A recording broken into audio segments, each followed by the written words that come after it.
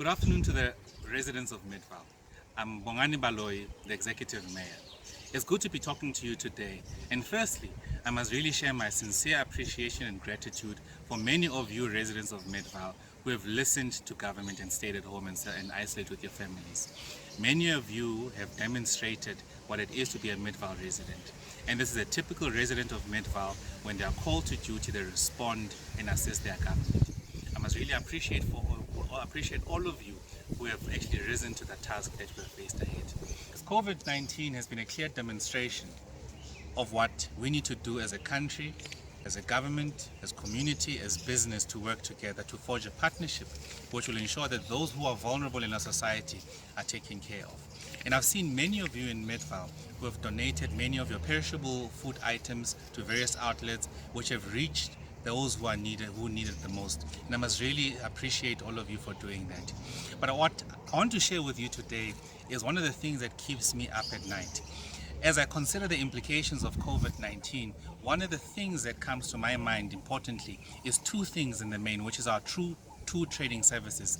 There's the water trading service, there's the electricity trading service, and the impact COVID-19 will have on them. As we know that many households are at home and consuming these two, which is water and electricity.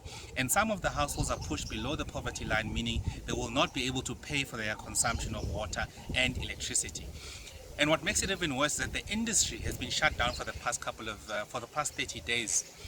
Now, industry consumes a lot of these two trading services, but also cross-subsidizes the household in terms of the tariff. So now the industry has not been utilizing these trading services. Residential or households have been utilizing these trading services. So it means we're going to have a revenue decline as a direct consequence of the industry not using these two trading services and paying for water and electricity as they've shut down.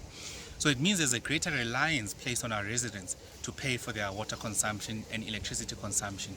And a number of those will be pushed below the poverty line and therefore will be unable to pay for these trading services.